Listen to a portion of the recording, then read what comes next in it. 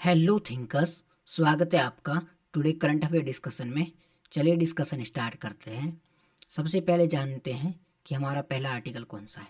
हमारा पहला आर्टिकल है हमारे जो 41 वर्कर्स जो टनल में फंसे हुए थे उत्तरकाशी में, उनको सक्सेसफुली रेस्क्यू कर लिया गया है। अच्छी बात है, ये खुशखबरी की बात है।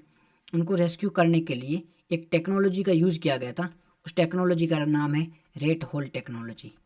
इसीलिए ये न्यूज़ में है। देखो यहाँ पे रेड होल माइनिंग टेक्नोलॉजी। हमारे 41 वर्कर जो फंसे हुए थे शिकारा टनल में, उनको सक्सेसफुली रेस्क्यू कर लिया गया है। और रेस्क्यू करने के लिए रेड होल माइनिंग टेक्निक का यूज़ किया गया, इसलिए ये न्यूज़ में है। अब जानते हैं अपन रेड होल टेक्नोलॉजी के बारे में। देखो माइनिंग की टेक्नोलॉजी है ना, वो अलग अलग प्रकार की होती है। रेड होल टेक्नोलॉजी को जानने से पहले हम जान लेते हैं कि माइनिंग करने के लिए कौन कौन सी टेक्नोलॉजी होती है। तो यहाँ पे हम देखेंगे माइनिंग करने के लिए 4 प्रकार की टेक्नोलॉजी होती है। पहली सरफेस माइनिंग, फिर अंडरग्राउंड माइनिंग, फिर प्लेसर माइनिंग, फिर इन सिटू माइनिंग। सरफेस माइनिंग में क्या होता है, देखो इस प्रकार का होता है। ये जो आपने मूवी वगैरह में देखा होगा, KGF वगैरह कई सारी मूवी में। इसमें क्या होता है कि जो सरफेस होता है ना, उसके ऊपर से काटा जाता है इस प्रकार से, और धीरे धीरे अंदर गड्ढा बनाया जाता है। और इस प्रकार से यहाँ पे जो भी होता है मिनरल्स, उसको एक्सट्रैक्ट किया जाता है, उनको माइनिंग की जाती है। ठीक है, इस प्रकार से ये गाड़ी चलने के लिए, तो इस प्रकार से ये जो सरफेस माइनिंग होती है। ठीक है, ये सरफेस माइनिंग का एग्जांपल, इसमें गड्ढों के ऊपर जो भी ऊपर की लेयर होती है ग्राउंड की, उसको काट काट के ऐसे गड्ढे के रूप में बनाया जाता है। नेक्स्ट कौन सा है, ये है अंडरग्राउंड वन। इसमें आपने ये भी देखा होगा मूवी में, कहीं ट्रेनें चल रही है अंदर ही अंदर, फिर आगे भाग रहे हैं, मूवी वगैरह में आपने देखा होगा। तो ये क्या, इस गड्ढेदार होता है, मतलब ये आयताकार होता है ऐसे। तो यहाँ से माइनिंग के ग्राउंड के अंदर जाके, मतलब यूँ जा रही ग्राउंड ग्राउंड के अंदर जाके यूँ ऐसे माइनिंग की जाती है, अंदर ही अंदर अंदर ही अंदर। तो इस प्रकार की माइनिंग को अंडरग्राउंड माइनिंग कहते हैं। ठीक है, ये छत ऊपर ऊपर से ऐसे किया जाता है, ये ऊपर से पूरा ही अंदर और अंदर ही अंदर की जाती है। ठीक है, और प्लेसर माइनिंग में ये कोई प्लेस है, वहाँ डायरेक्ट ये गड्ढा खोदा जाता है। और इन सिटू माइनिंग, इसमें रिवर वाटर का यूज़ किया जाता है, और अलग अलग टेक्नोलॉजी का यूज़ करके ये की जाती है। ये बहुत कॉस्टली होती है, इनमें काफ़ी सेफ्टी वगैरह के मेजर्स होते हैं। तो आम आदमी की तो बात होती नहीं है, इससे इन टेक्नोलॉजी का यूज़ करना आम आदमी की बात है नहीं, काफ़ी कॉस्टली काफ़ी होती है, और इसमें रिसोर्सेज भी काफ़ी ज़रूरत पड़ती है। तो भारत में क्या होता है, जो मोस्टली नॉर्थ ईस्टर्न स्टेट जो नागालैंड, असम, मणिपुर, मेघालय मेघालय वगैरह है, वहाँ पे जो आम नागरिक है, वहाँ पे क्या होता है, वहाँ पे उनको भी जो मिनरल्स है ना, मिनरल्स उनको एक्सट्रैक्ट करने का राइट है। वो अपने जो मिनरल्स है उनको एक्सट्रैक्ट खुद ही कर सकते हैं। वहाँ पे ऐसा रूल बना हुआ है।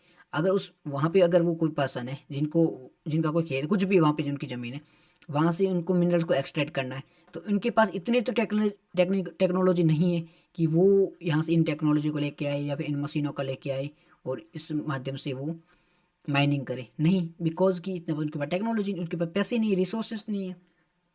तो ये लोग क्या करते हैं, खुद ही, जैसे ये कोई चट्टान है, यहाँ से माइनिंग करनी है, तो वो यहाँ से क्या करेंगे, गुफा बनाएंगे, एक छोटी सी गुफा बनाएंगे, जिससे मुश्किल से एक या दो आदमी प्रवेश कर पाए।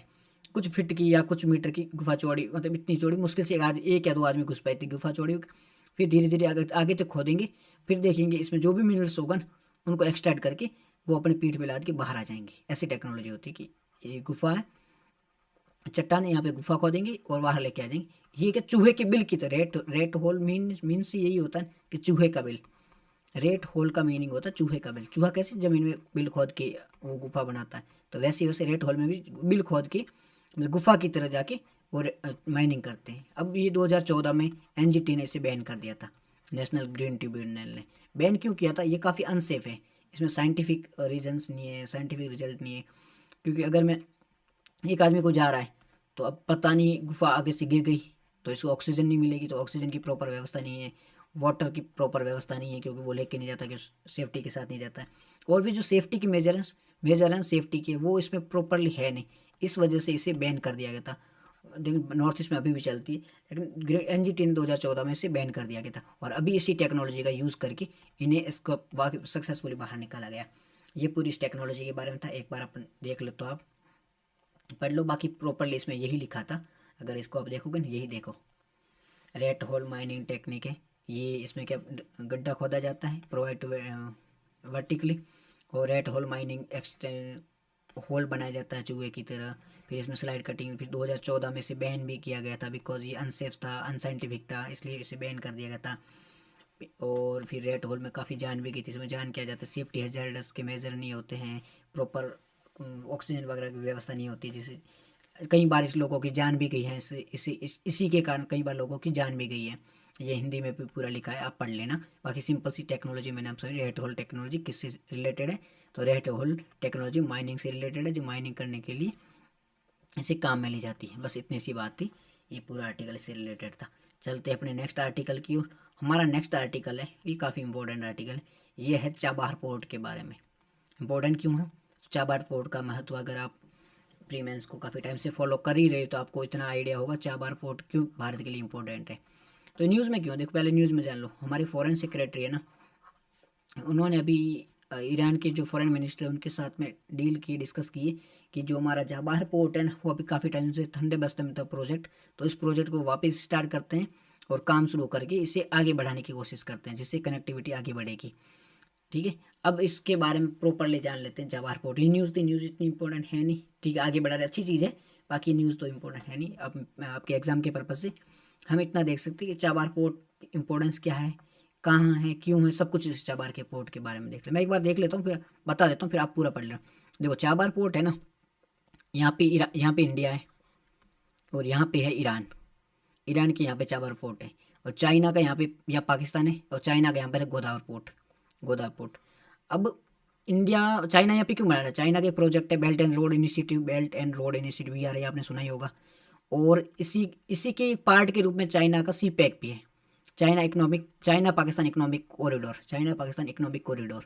इसमें चाइना पाकिस्तान में रोड बिल्डिंग काफ़ी इंफ्रास्ट्रक्चर बूस्ट डेवलप कर रहा है, जिसके माध्यम से चाइना यहाँ पे अपना प्रोजेक्ट चलाएगा, और इसी के तहत चाइना ने गोदावरी पोर्ट बनाया है। और इंडिया की लिहाज से देखे ना, तो ये बेल्ट एंड रोड इनिशिएटिव भी खराब है, क्योंकि ये POK से होकर जा रहा है। और ये गोदावरी पोर्ट अगर चाइना का यहाँ पे कब्जा है ना, तो इंडिया के तो सीधे ही सीधे इंडिया के लिए बहुत हानिकारक, क्योंकि इंडिया के तो सीधे ये पड़ता है। तो इसी को मद्देनजर रखते हुए, वैसे तो इसको प्रोजेक्ट की बहुत 1983 में भी शुरुआत हो गई थी, उसके बाद में धीरे धीरे चलता रहा, 2021 में तो इसे ख़त्म भी हो जाना था।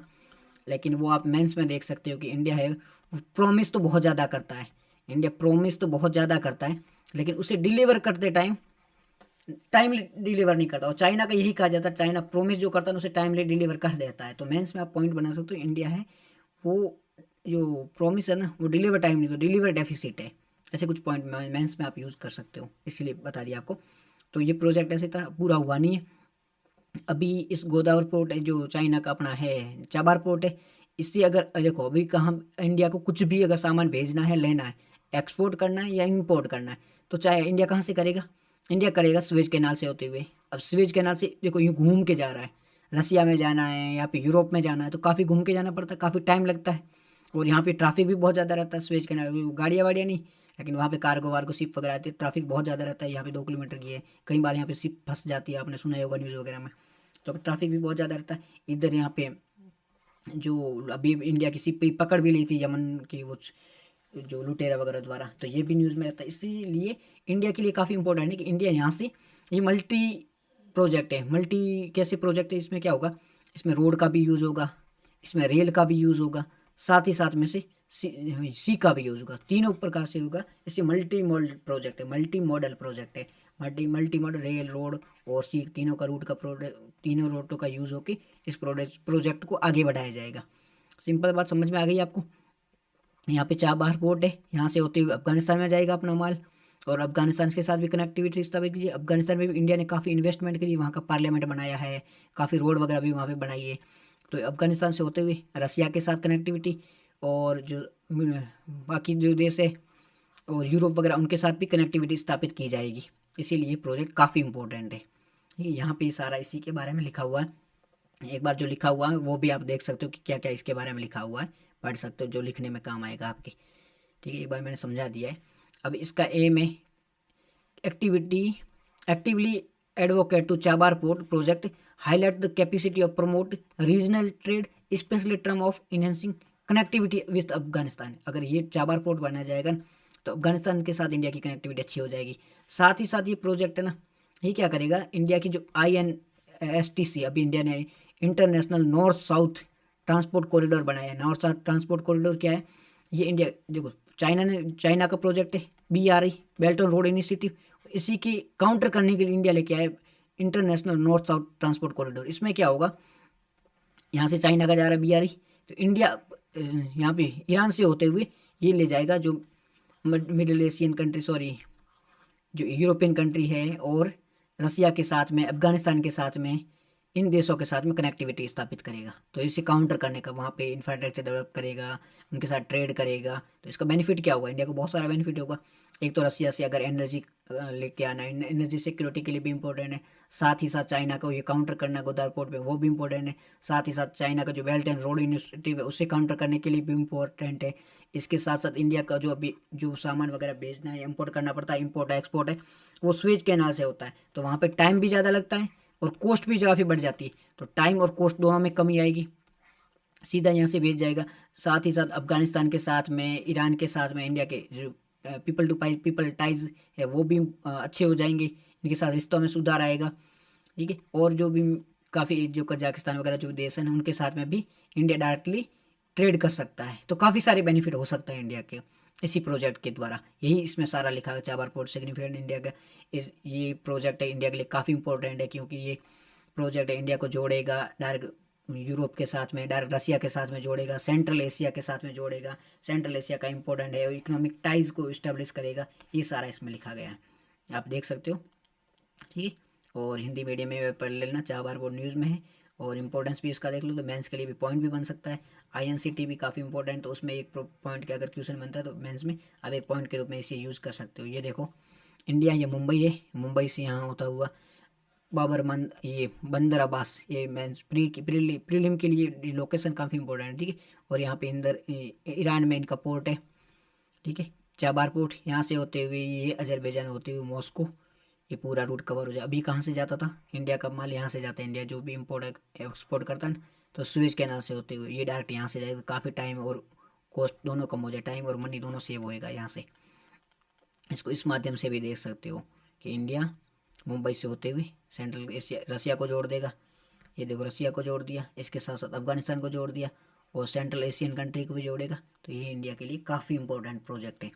नेक्स्ट हमारा आर्टिकल है GPS स्पूफिंग के बारे में। GPS स्पूफिंग क्या है, अभी न्यूज़ में क्यों है, तो director general of civil aviation, director general of civil aviation ने एडवाइजरी जारी करी, एडवाइजरी सर्कुलेशन किया है। उसमें इन्होंने कहा है कि जो एयरक्राफ्ट होते हैं या एयरलाइन होते हैं अपने विमान वगैरह जो उड़ते हैं ना, तो उनमें जो सिस्टम होता है ना GPS और GNSS, उनको हैक करके कुछ नया डेटा दिया जा सकता है, जिससे एक्सीडेंट हो सकता है या फिर काफ़ी नुकसान हो सकता है। इसलिए इन्होंने एडवाइजरी जारी की है जो एयर स्पेस से रिलेटेड जो भी कंपनियां हैं उनको, कि उसमें कुछ सुधार किया जाए। इसलिए ये न्यूज़ में अब पूरा इस स्पूफिंग के बारे में भी जानते हैं, GPS के बारे में जानते हैं, इससे रिलेटेड सैटेलाइट के बारे में जानेंगे। तो सबसे पहले जानते हैं GPS स्पूफिंग के बारे में। दरअसल क्या होता है कि जब ये कोई एयरक्राफ्ट है या एयरलाइन की अपनी जो विमान वगैरह उड़ रहा होता है ना, अब इसको फॉलो करना है ट्रैक को, कि रास्ता कैसे अपन फॉलो करें, तो इसके लिए वो GPS का यूज़ करता है कि हाँ आगे हमारा रास्ता कौन सा है, कहाँ। ऊपर रोड तो बनी हुई है नहीं ना, ऐसा कोई दिखाया हुआ पटरी वटरी बनी कि हाँ इधर आपको जाना है, ठीक है, कोई ऐसी चीज़ लगाया हुआ नहीं, तो ये कैसे पता करते हैं कि हमें इसको फॉलो करना है। तो इसे फॉलो करने के लिए GPS का यूज़ करते हैं। ठीक है, GPS का फॉलो करके ये आगे बढ़ते हैं। ठीक है, इसके साथ साथ इनमें कितना फ्यूल है, कितने किलोमीटर जा सकते हैं, कौन सा वेदर है बाहर, मतलब बाहर वो चल रही है, हवाएं कितनी तेज है, जो मौसम है वो कैसा है, इन सब के लिए वो GNSS का यूज़ करता है। GNSS, ठीक है, इसकी मतलब दो सिस्टम है, एक तो GPS जिसको लोकेशन ट्रेस करने के लिए, और GNSS, GNSS की फुल फॉर्म है ग्लोबल नेविगेशन सैटेलाइट सिस्टम, इसका यूज़ करता है वो आगे बढ़ने के लिए। दो सैटेलाइट हो गए। अब जो स्पूफिंग करने वाले जो अटैकर्स होते हैं वो क्या करते हैं, पहले तो GPS पे अटैक करेंगे, GPS का डेटा चेंज करके यहाँ पे डुप्लीकेट लोकेशन लगा देंगे कि आपको इधर से जाना है, इसकी जगह इसको चेंज करके इसका रूट यहाँ कर देंगे। अब इसमें तो क्या होता है, इतना सा रूट एक्सीडेंट हो सकता है, पहाड़ों से टक्कर कुछ भी हो सकता है इसमें आगे। दूसरी वो एयरक्राफ्ट भी आ रही हो, एयरलाइन आ रही, उससे भी टकरा जाओ तो नुकसान तो है ही। ठीक है, और GNSS में सुधार चेंज कर लिया, इसका डेटा ही पूरा चेंज कर लिया। इसमें लिखा था कि इसमें वैसे था कि 2 किलोमीटर ही जा सकते, एग्जाम्पल के लिए 100 किलोमीटर आप चल सकते हो या 200 किलोमीटर चल सकते हो, लेकिन डेटा चेंज करके हाँ आपके पास तो इतना फ्यूल है कि आप 500 किलोमीटर या 1000 किलोमीटर तक जा सकते हो, तो एक्सीडेंट होने के डेफिनेटली चांस है कि 200 किलोमीटर के बाद में तो फ्यूल होगा नहीं। तो ये इन दोनों में ये स्पूफिंग करके चेंज कर लेते हैं। इसीलिए एडवाइजरी जारी की है कि इस प्रकार के जो अभी अटैक करें, नए नए अटैक के प्लान ढूंढ के आ रहे हैं, तो इसको अभी पहले से प्रिवेंट कर लो, और ताकि इन फ्यूचर में ऐसी दिक्कतें आए नहीं। तो अभी कोई ऐसा कोई सॉल्यूशन है क्या कि जिसके माध्यम से इस स्पूफिंग को रोका जा सके? तो नहीं, दरअसल अभी कोई ऐसा कोई है नहीं सॉल्यूशन जिसके माध्यम से इस स्पूफिंग को रोका जा सके। इन फ्यूचर में ऐसी टेक्नोलॉजी बनाने की कोशिश की जा रही है। अभी जो अपनी इंटरनेशनल रेगुलेटरी बॉडी है जो एविएशन से जुड़ी है, उनका कहना है कि वहाँ पे जो क्रू मेंबर होते हैं ना, उनको इस प्रकार से ट्रेंड किया जाए कि वो जो कोई स्पूफिंग वगैरह पहले तो उसकी पहचान कर ले, हाँ ये तो डुप्लीकेट डेटा है, इसको समझ जाए। और उसके बाद में जो ट्रेडिशनल मेथड, कन्वेंशनल मेथड थे कि हाँ जीपीएस के अलावा भी पहले कैसे यूज़ की जाती थी, तो उसका भी यूज़ करके वो सही ट्रैक को अपनाए और अपने आप को सेफ रखने की कोशिश करे। इस प्रकार से इन्हें ट्रेन किया जाना चाहिए। ठीक है, अब इंडिया ने कुछ एफर्ट लिए है क्या इसके बारे में? इंडिया ने पहले तो कमेटी बताई है कि जो जीपीएस स्पूफिंग है इसे कैसे रोकना है।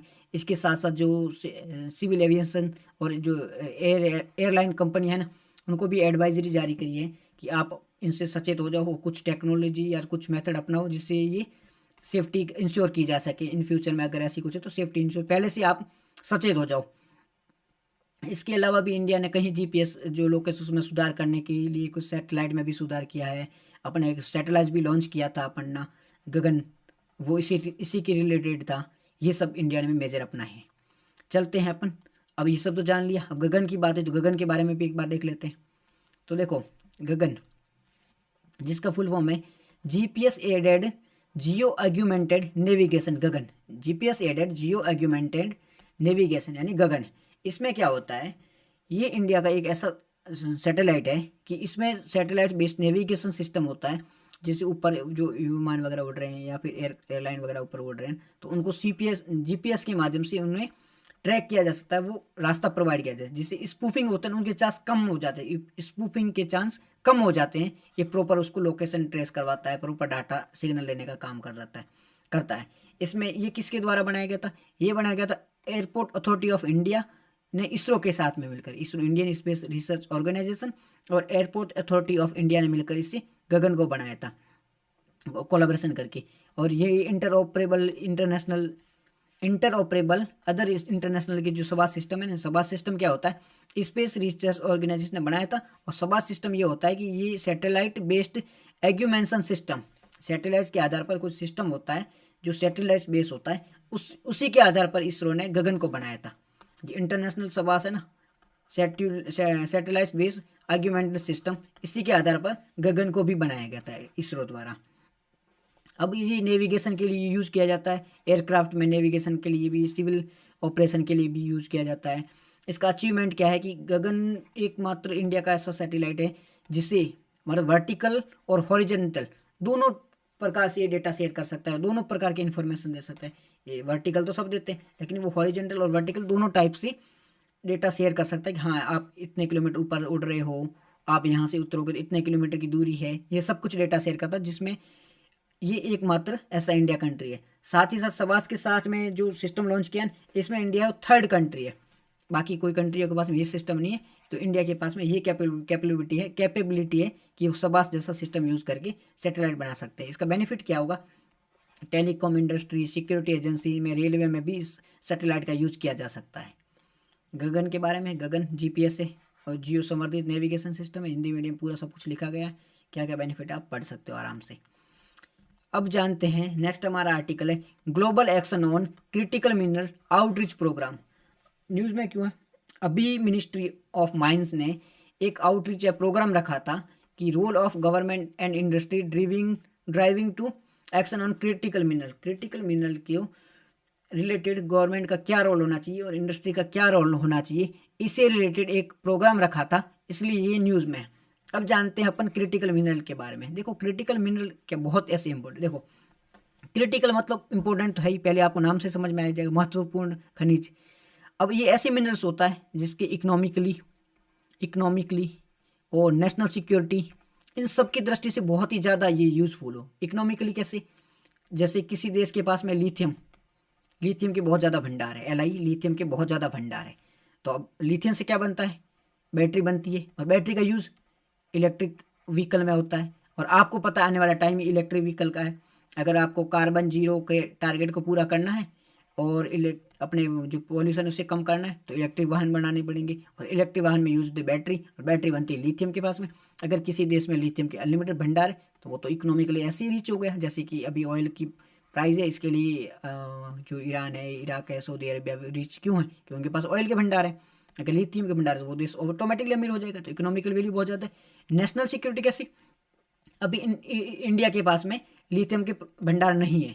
माना कि इंडिया के पास में बहुत ज़्यादा लिथियम के भंडार होते, तो वो क्या लगता है कि बैटरी डिपेंडेंट के लिए किसी और देशों से लिथियम की जरूरत पड़ती, तो उनको डील नहीं करती। और इंडिया की लिथियम की, जैसे अब सिंपल से समझ लो, सऊदी अरब द्वारा कोई ऐसा एक्ट किया गया, जैसे किसी और देश में घुस के उसके किसी जासूस को मार दिया, कुछ ऐसा एक्ट किया गया, क्या लगता है यूएसए इस पे बोलेगा? नहीं बोलेगा, क्योंकि पहले यूएसए सऊदी अरब पर डिपेंडेंट था, किसके लिए? ऑयल के लिए। तो यूएसए ऐसे देशों पर डिपेंड था जिसको ऑयल डिपेंड था, यूएसए कुछ नहीं कहता सऊदी अरब को, क्योंकि वो डिपेंडेंट है। तो ये नेशनल सिक्योरिटी के लिए बेनिफिशियल था ना सऊदी अरब के लिए। तो सेम इंडिया के पास में अगर नेशनल ऐसे लिथियम है या क्रिटिकल मिनरल के भंडार हो, तो इंडिया क्या लगता है आपको अच्छे से डील कर पाएगा ना, कि इंडिया के पास में बहुत ज़्यादा मिनरल्स है, क्या फ़र्क पड़ता है?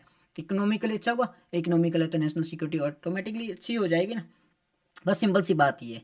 तो ये नेशनली इकोनॉमिकली नेशनल सिक्योरिटी के लिए भी ऐसे जो मिनरल्स होते हैं वो इम्पोर्टेंट होते हैं, उसे क्रिटिकल मिनरल कहा जाता है। अब क्रिटिकल मिनरल की बात करें तो इनका यूज़, मिनरल्स की बात करें, इसका यूज़ वेरियस सेक्टर में होता है, जैसे टेक्निकल, इलेक्ट्रॉनिक्स में होता है, टेली कम्युनिकेशन में होता है, ट्रांसपोर्टेशन में होता है, डिफेंस में होता है, और नेट जीरो ट्रांजिशन मैंने बताया अभी, नेट जीरो को अचीव करना है तो उसके लिए आपके पास में इलेक्ट्रिक व्हीकल होनी चाहिए। इलेक्ट्रिक व्हीकल में बैटरी लगती है, बैटरी लिथियम से बनती है, कोबाल्ट से बनती है, तो ये चीज़ें होनी ही चाहिए। अब इसमें प्रॉब्लम क्या है? प्रॉब्लम ये है कि लैक ऑफ अवेलेबिलिटी मिनरल, ये मिनरल है बहुत कम मात्रा में पाए जाते हैं। अगर कम मात्रा में पानी जाएंगे तो कितना आप इस चीज़ों को आगे बढ़ा पाओगे, इसलिए अवेलेबिलिटी बहुत ही ज़्यादा कम है। इन चीज़ों को आप ध्यान रखना। अब हम बात करें कि इंडियन गवर्नमेंट ने कुछ स्टेप उठाए हैं कि क्या, कि जो अपने क्रिटिकल मिनरल है उसको प्राप्त करने के लिए या उसके भंडार प्राप्त करने के लिए इंडियन गवर्नमेंट ने कुछ कदम उठाए हैं क्या? ये मेंस में क्वेश्चन बन सकते हैं, क्रिटिकल मिनरल से रिलेटेड कुछ भी मेंस में ऐसे क्वेश्चन बन सकता है कि इंडियन गवर्नमेंट ने कुछ स्टेप उठाए हैं। तो आप वहाँ पे अगर आपको ये कोट करना है, लिखना है कुछ, तो इसके बारे में लिख सकते हो। तो इंडियन गवर्नमेंट ने ये स्टेप या पॉइंट ऑफ वन में आप लिख सकते हो ऐसे, mines and mineral development and regulation act, MMDR act, ministry of mines ने एक एक्ट लाया था, mines and mineral development and regulation act. इस एक्ट के तहत जो हमारे कितने क्रिटिकल मिनरल है 24 जो अभी आइडेंटिफाई किए गए हैं, उस मिनरल, इसी एक्ट के तहत जो ये मिनरल है ना, इससे पहले कौन कर सकता था? इसमें अमेंडमेंट किया था, इससे पहले ओनली गवर्नमेंट ही है वो ही इसमें खोज कर सकती थी या फिर रिसर्च कर सकती थी, इससे रिलेटेड जो भी काम है गवर्नमेंट कर सकती थी। बट गवर्नमेंट अभी क्या सोच रही है कि जो ये क्रिटिकल मिनरल है इसका अपन प्राइवेट कंपनी को भी इसमें इन्वॉल्व करे, वो भी इसका रिसर्च करे, खोज करने में मदद करे, ताकि हमारे पास इतने अभी रिसोर्सेस नहीं है कि हम अच्छे से इस मिनरल, हमारे पास में अभी भारत में कहीं भंडार होंगे भी लेकिन उसकी खोज नहीं की जा रही है। अगर प्राइवेट कंपनी को इन्वॉल्व करेंगे तो और भी हो सकता है ये टेक्नोलॉजी लेके आए और फंड इन्वेस्ट करके हमें हो सकता है लिथियम वगैरह के भंडार मिल जाए या क्रिटिकल मिनरल्स के कहीं और भंडार मिल जाए। तो गवर्नमेंट ने पहला कदम उठाया था कि इसमें अमेंडमेंट करके जो प्राइवेट कंपनी थी उनको भी इन्वॉल्व करने के लिए कदम उठाया था। ठीक है, इसके अलावा गवर्नमेंट है इंटरनेशनल कोलाब्रेशन कर रही है, कई देश है जैसे अभी अपन जो अमेरिकन, साउथ अमेरिकन कंट्री है उनके साथ डील कर रहे हैं ताकि वहाँ से भी कोबाल्ट वगैरह को लेकर, अफ्रीकन कंट्री के साथ भी डील करें ताकि वहाँ से जो भी रेयर मिनरल्स है उनको, वहाँ से क्रिटिकल मिनरल्स है उनको वहाँ से लाया जा सके भारत में। आज की डिस्कशन में बस इतना ही था। Thank you very much for discussion.